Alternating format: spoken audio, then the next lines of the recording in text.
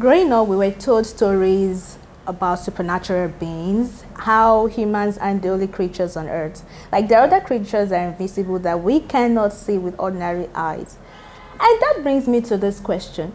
Do you believe in ghosts? Like, have you been in an encounter with a ghost before?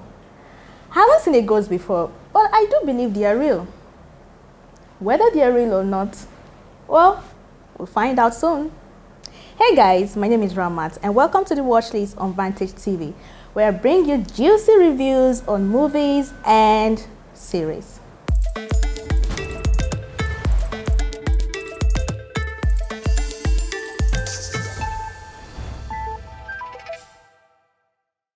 On this episode, I will be reviewing The Ghost and the Tout, Tout, and My Village People.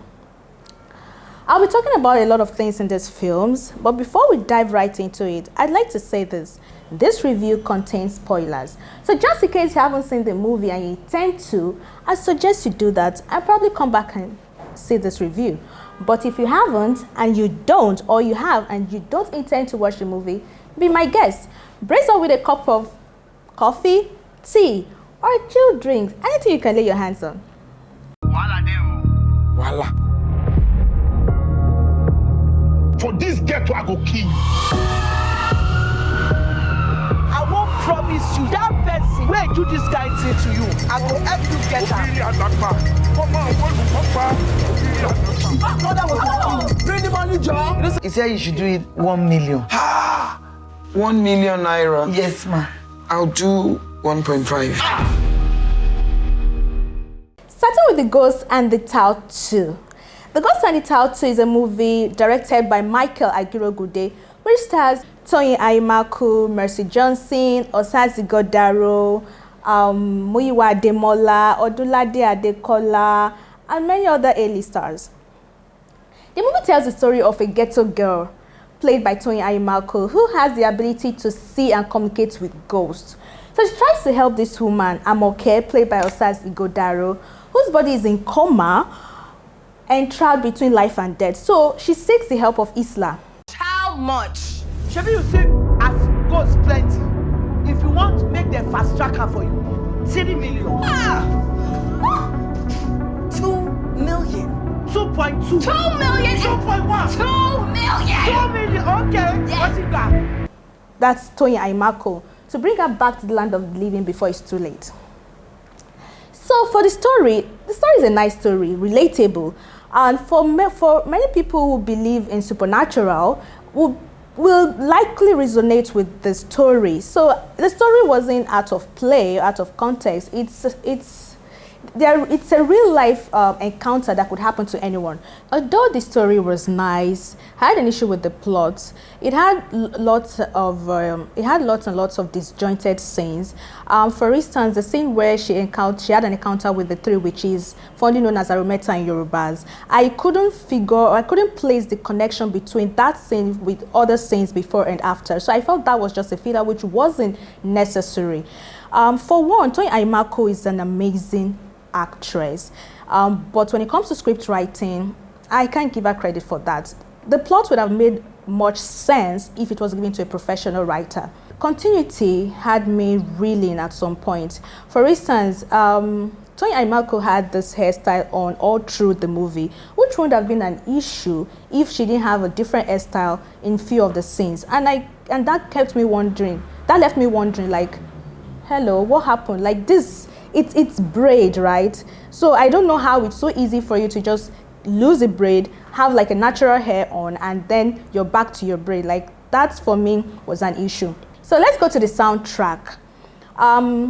First of all, I'd like to say this, that filmmakers need to put in more effort, like they need to invest more in soundtracks and music, because what differentiates a good movie from a bad one is the level of creativity that is put in the scripting, in your pre and post-production, and also sound.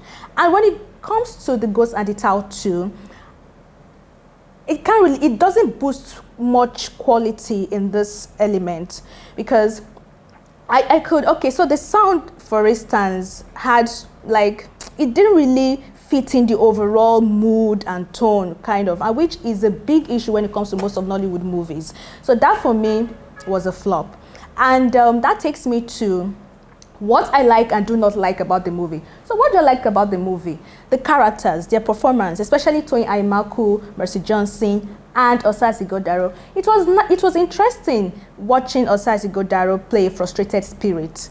You know, these are people that have a different personality. They bring in different personality to the screen, and it was interesting having to see Osas and Toyin Aimaku play in the same movie. We all know Toyin Aimaku to be this ghetto lady who, you know, can do anything to survive the harsh life, and that role was similar to her role in Alakada, Prophetess, and other movies that she has produced. Except for the fact that, like I said earlier, she should just, you know, tone the whole, like, if she can do less of advert placement in her movies, that would be nice, really, really nice.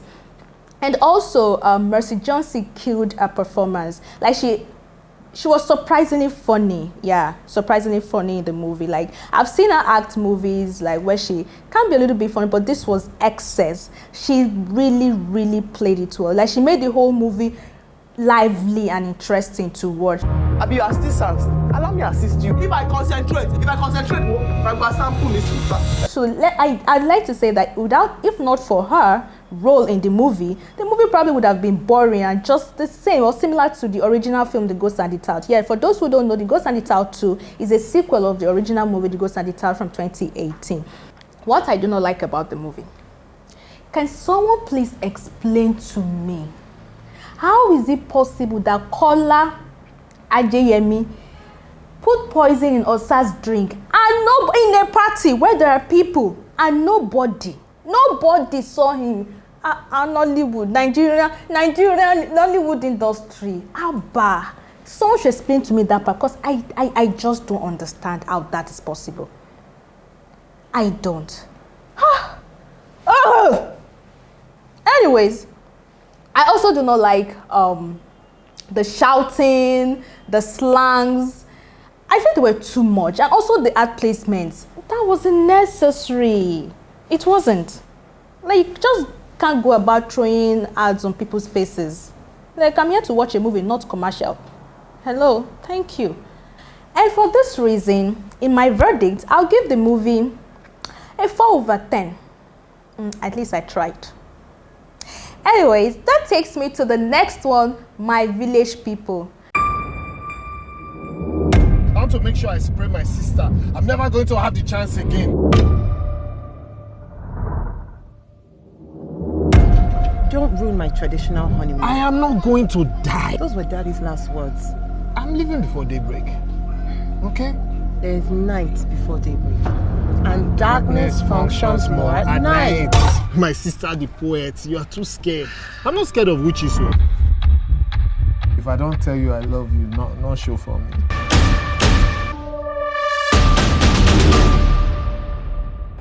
Well, for many Nigerians, we're probably familiar with the name My Village People, and we know what it means. For those that don't know what it means, it just simply means that people in the village are evil. And due to the fact that they're not exposed to civilization, they're more superstitious and have, you know, they get involved in, they're more involved in supernatural stuff. So that's why they call them My Village People. Well, not My Village, your village people, because My Village People have got nothing on me, man. Nah. Yeah, so My Village People tells a story of a prince played by Bovu Goma, who happens to be the writer and also the producer. He lives a reckless life and he loves women.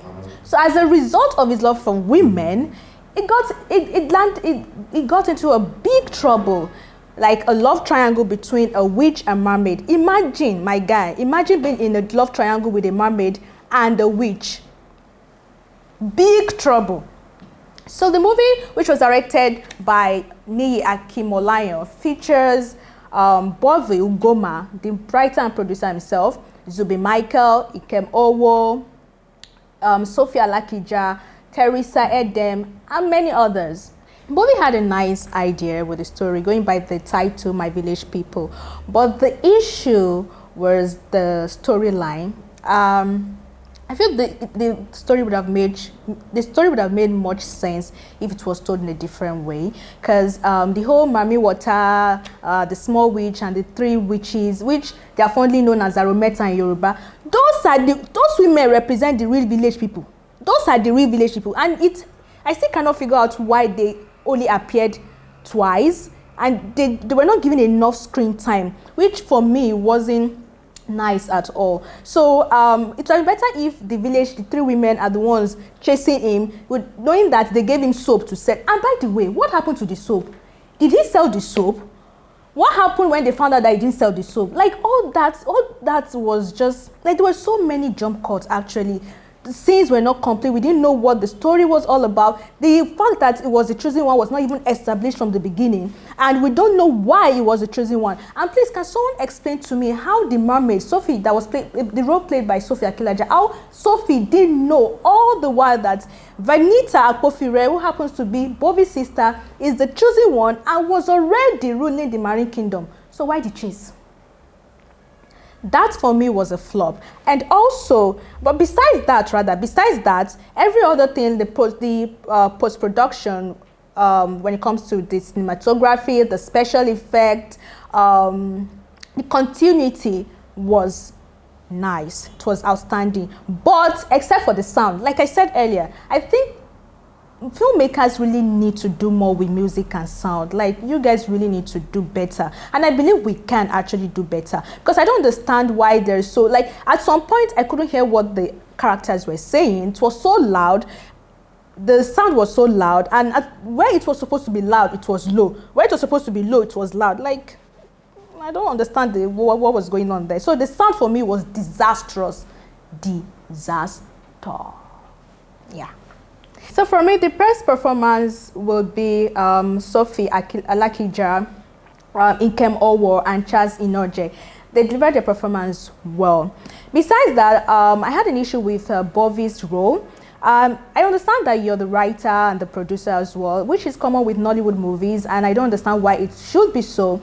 I don't think, yeah, we all know Bobby to be a comedian, but I think this role required him to be a comedic person, and also, you know, spooky at some point, but it was more of comedy all through, especially that part where the three witches double-crossed him while he was leaving the village. I was expecting to see that expression, that fear of, okay, hey, what just happened? But he was just smiling all through. Hello, what was that? That wasn't needed. So besides those three that I mentioned, actually the best performance for me. And for that reason, in my verdict, I'll give the movie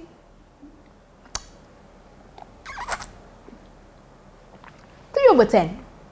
But before I go, I'd like to pay tribute in honor of Ada Ame and Rachel Oniga, who played the part of the three witches in the movie. They'll be fondly remembered for their notable roles, and they'll be greatly missed. And that brings me to the end of today's episode on the Watchlist on Vantage TV. Until I hit your screen again, remember, I'm watching. And please, if you're watching this for the first time, subscribe to my channel, okay? And do not forget to like and leave a comment. Bye.